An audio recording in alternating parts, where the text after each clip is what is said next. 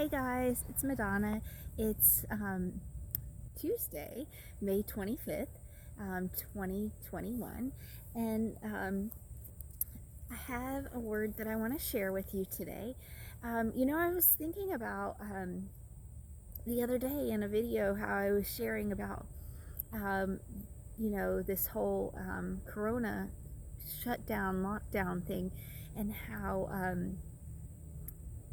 you know, they may not have thought about some of the ramifications of what has happened or what their rules were going to be. I think that they intended for some things to happen. They wanted to shut down everything. They wanted people not to be able to um, get together. And isn't that interesting? In the other video I talked about how in that, didn't we kind of get a lot of us got our minds back right on what really was most important, and instead of being so focused on work and so focused on all these other worldly things, that we kind of turned back to, hey, that my family and is really important, and it really is nice to spend time with them and enjoy their company. And then also, we needed to get our focus back primarily on God, um, because in His Word, it gives us words to live by, and things that if we live by that, then it tells us multiple times that we will prosper. So, I was thinking of, okay, where, in the Bible, it says in Exodus, and it's in chapter 20 and verse 2. I'm reading out of the Life Application Study Bible, right? It talks about, you should have no other gods before me. And it also talks about that in Matthew 4:10. I mean, it's, said throughout the Bible several times. But have we not then put, other things ahead of God? And I love that, in the study Bible, how it has notes down at the bottom. And in this particular verse in Exodus, I was like, wow, this really just jumped out at me. And I want to read that to you. And it says, today we can allow many things to become gods to us: relationships, money, affirmation, work, and pleasure can become gods when we concentrate too much on them for personal identity, for meaning, and security. No one sets out with the intention of worshiping these things, but by the amount of time that we devote to them, we can allow them to grow into gods that ultimately control our thoughts and energies. And, that really resonates with me. I remember, being a teacher, and that just absolutely taking up all of my time. And I even said in other videos that my kids didn't know me other than behind a laptop, because I was always busy. And it was, I just really pray for the teachers. Most of the teachers out there are good teachers, and they really want the best for their students. And I feel like a lot of them are, I think that a lot of their gifts are actually held back because of curriculum mandates and other governing authorities that try to say that they know what's best, when sometimes they don't. You just say that. You have a lot of people making rules that have never been in that situation, or it's been so long that they've been in that situation that it's hard. Yeah, let me just leave that right there, okay? You teachers know exactly what I'm talking about, and I think that almost anybody can relate to that in any of their jobs, their supervisors, their, bosses. You're blessed if you have someone that still works beside you and understands, and you truly know that they get it. you know. And so going back to having no other gods before me, we need to make sure that we're putting God first in our lives, and that is the ultimate, most important thing to us. And so I was thinking about, the message that I said the other day about how some of the plans that they had, I think they didn't, let's say maybe they underestimated God. And then this is what came to me in thinking that, was that, they've tried to shut down churches, and I'm like, did you think that God was that small? Did you really think that God was that small, that you could shut down a church and that you would stop him, or that you would hinder him? Maybe your God, but not my God. I don't know what God you serve, but you're not thinking of the right one whenever you're talking to me. Not my God. No, you seriously underestimated. This is the God that we serve, is the one that created the ground that you walk on. The ground that you walk on, the building that you sit in, he created it. And yet you think that you can mock him.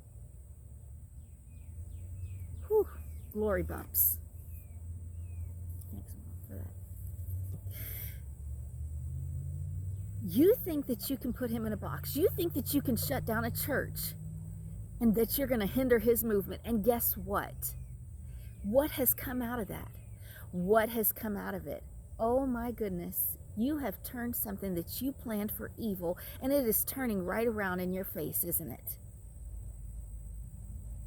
Some people are saying that this is going to be the largest, greatest gathering of souls ever. So many people are running to God right now. So many people are searching after what is the truth, what is the answer. We put our faith in man, and that's not where it needs to be. Well, now people are starting to question, well, if you're saying that this is bad, let me look into that. Because you've lied so many times that now I need to search this out for myself. What you plan for evil, God will turn around for good.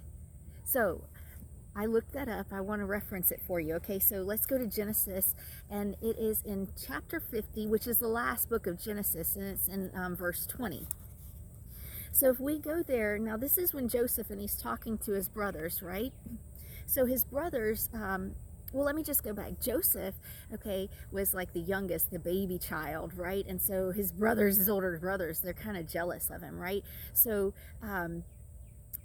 they feel like their father loves him a whole lot more, and he's highly favored in his father's eyes. I mean, it even talks about how his father, gave him a coat of many colors.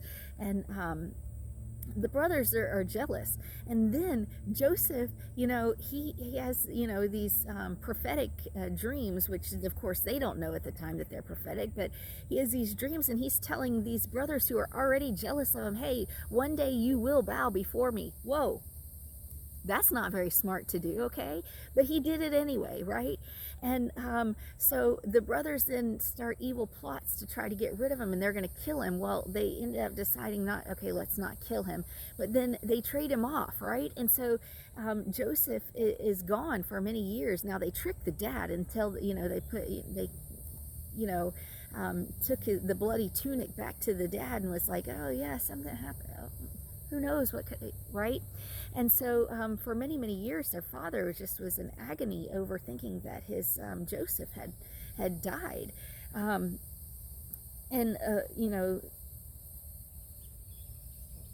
Through these trials that Joseph went through,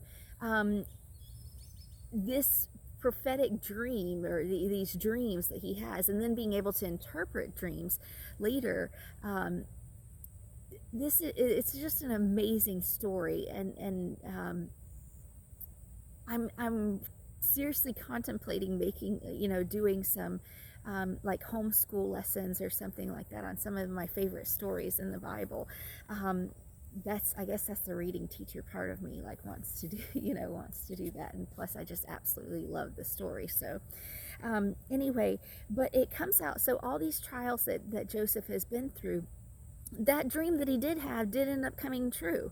And so, through famine, his brothers, they come after, and they find him, and they do end up having to bow to him, right?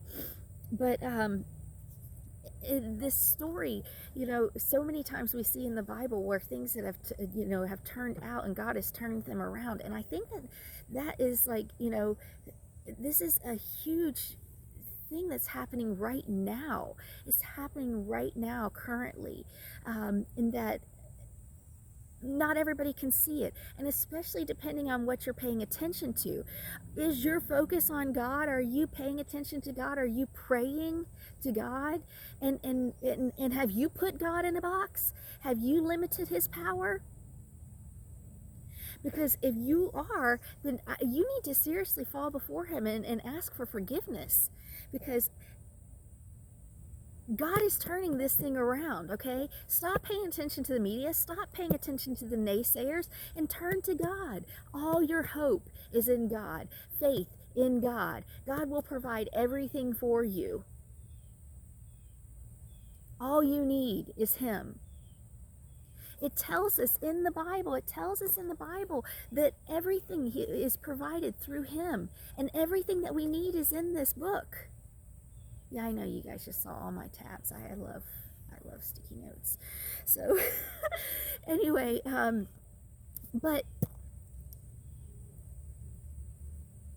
I just love that this is like, I think of like stories that were in the Bible when I was a little kid, and, it was really hard for me to understand because I didn't have that much background knowledge then of what was going, and couldn't reference it like within my own life situation. And then life became so busy that, you just don't have time to do that. And I don't have time.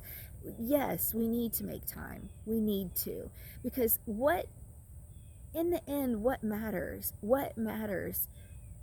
This world will be gone. Money, material things, all of that's going to be gone. All those gods that you put above him are going to be gone. And just like Joseph told his brothers, one day your knee will bow. Well, one day we're going to have to bow our knee. You may believe that and you may not, but guess what? It's going to happen. And are you going to be able to look back on your life and be grateful for what you had, grateful for what you did, or how are you going to reflect back on what you did with your life? What's the story about, you can't, all these things that you have, that they don't fit in the hearse going down to the cemetery, right? And then people just argue about them after you're dead. Some people do. Again, people of this world, and worrying about little things, not trusting God that he's going to provide for you.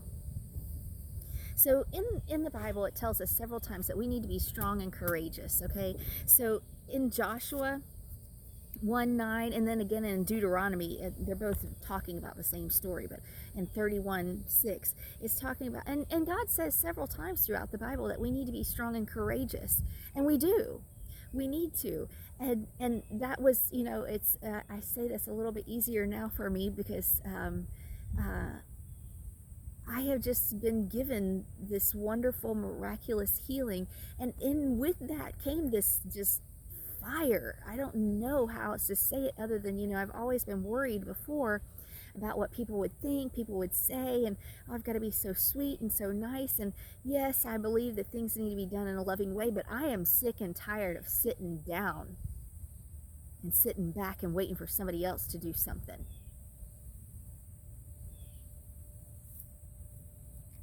And I know that a lot of you guys feel that way too.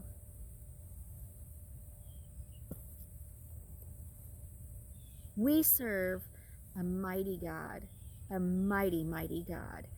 And you can't put God in a box. You can't say that we're going to shut down the churches and expect him still not to move.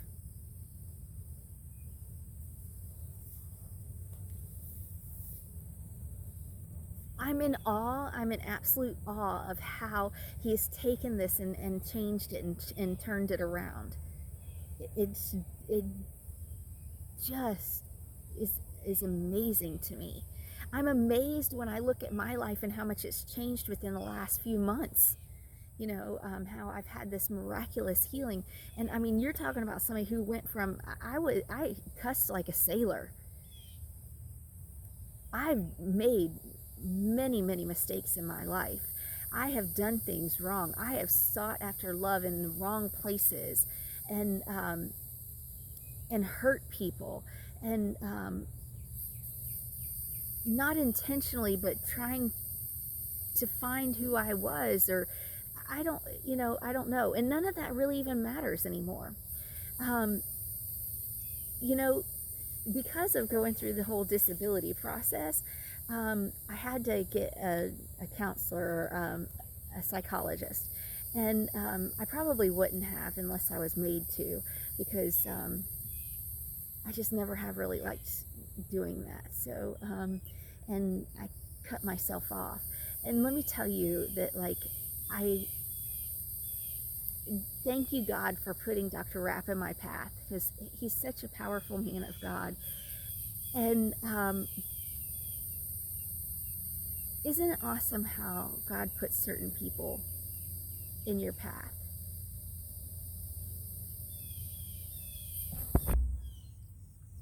Sorry about that. So thank goodness that I had Dr. Rapp in my life, because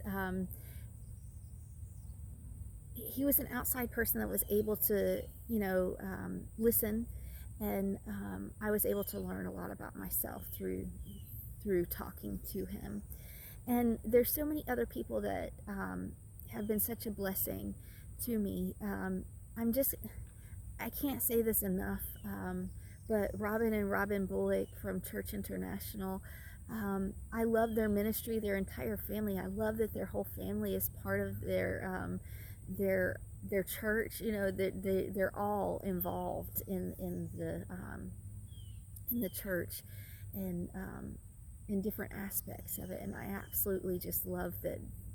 I love the way that, for me, that they make the word come alive, and the way they tell a story within, the stories within the Bible, and the revelation and light that just come from it. I just absolutely love it.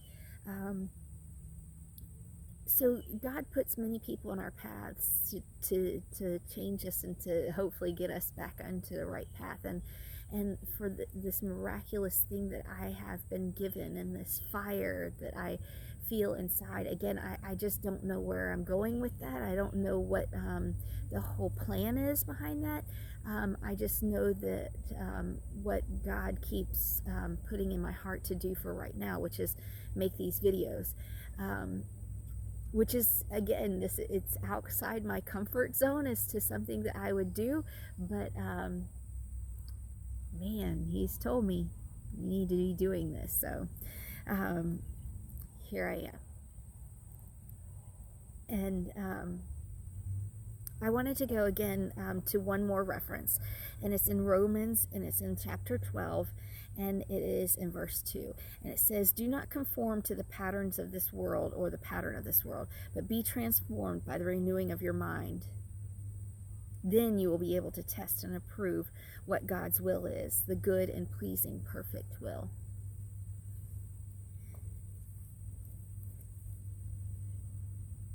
So, living by his word, trusting in him, depending on him, and knowing that he will provide. Turn off the news media. Turn off the negativity. Focus on the good things. Praise God for all the amazing gifts that you have. And I was just talking to my son yesterday, and I was like, this is crazy that, this is the least amount of money that I've ever had. And I say that meaning we're broke, okay? I am like, it's amazing that even though I don't have a lot of money in the bank, very little, that I am the happiest that I've ever been. I am absolutely the happiest I've ever been. I'm the most content I've ever been. I feel the best about myself than I ever have. And the things of the past, the person I used to be is exactly, that's it. That's the past. That's no longer me. It was me talking through Dr. Rapp, finally getting over that guilt that I felt for the past, forgiving myself for that. We struggle with those things. We struggle with forgiving ourselves when God has already forgiven us. Jesus has forgiven us. He died on the cross to forgive our sins. We're the ones still torturing ourselves. It's forgotten. It's erased. He doesn't even remember. If we went to him and said it, he'd be like, I don't know what you're talking about. But we continue to do this to ourselves. We feel guilty over it when it's something that's already been erased. It's gone. Once you ask for forgiveness and truly in your heart you believe, you feel sorry for it. Not, I'm sorry, please forgive me, and I'm going to go do it again. But you truly are asking for forgiveness. It's gone. It's erased. But it's hard to get over that, and thank goodness that I had Dr. Rapp to be able to help me through that.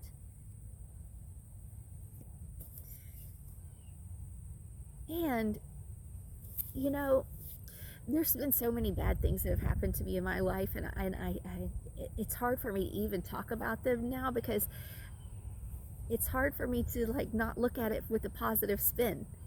Again, this is new. This is within the past few months that this has happened to me. And for a while I was scared that I would lose it. I was like, okay, I don't want to jinx it. I don't want to do, whatever. I don't want to do anything. But it's, how is that I'm just completely renewed. Things that have been wrong to me in the past, that used to be my focus. That used to be I held that victim card. I was like, things are just, oh man. And I told Dr. Rapp a few weeks ago, I was like, how you look at something and you're looking way off in the horizon, and in my mind I'm visioning the Smoky Mountains, right?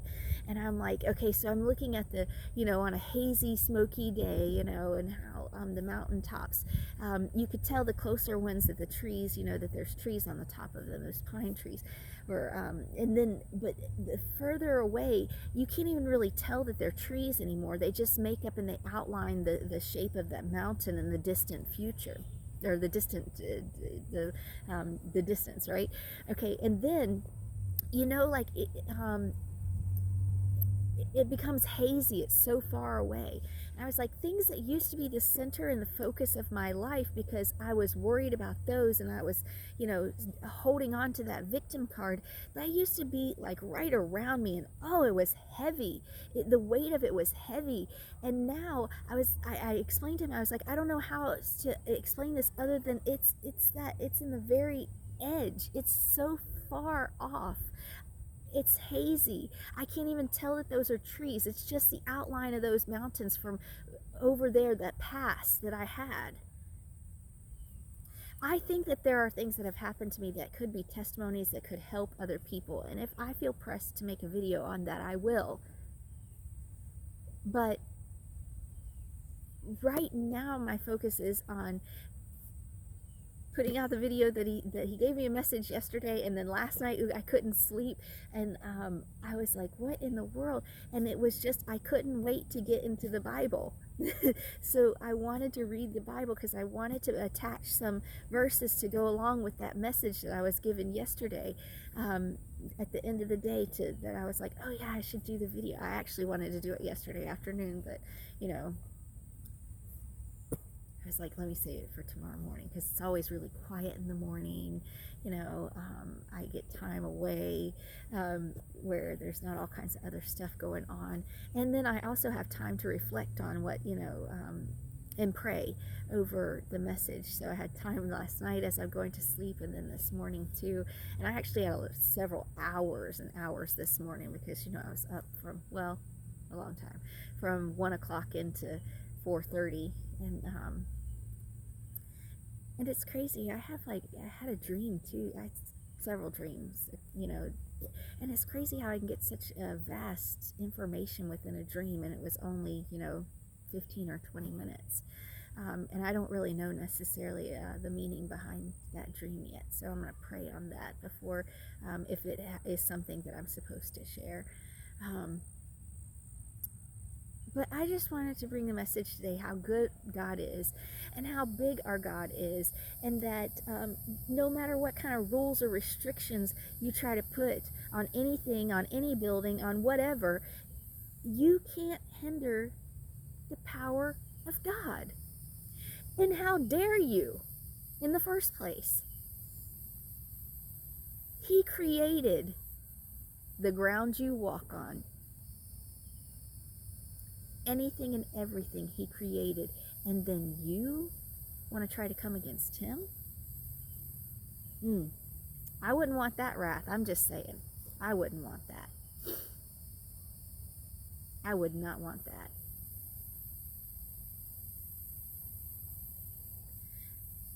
Turn to him, pray to him. You will never ever have another love,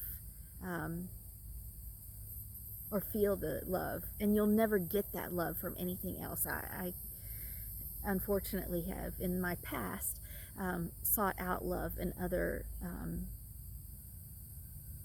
various ways that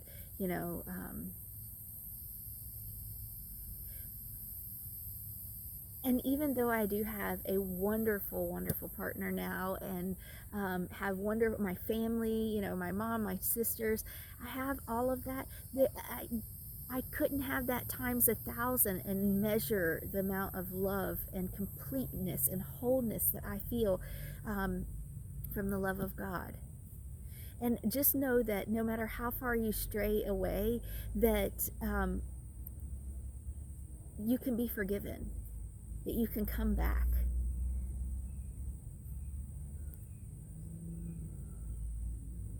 And don't let that be something that, okay, I'm going to stray away for this weekend and then I'm going to come. No. Because when you truly get this renewing, you don't want anything else from this world. You just want him. You just want to continue to seek after that. So, just another little bit of advice for you is, again, keep it positive. Try to keep out negative movies, negative music. Worship music is awesome. Music with good messages that are positive and that build you up. And again, try to surround yourself with those people too. I know that that's not always possible. But even when it's not, you always have God to turn to.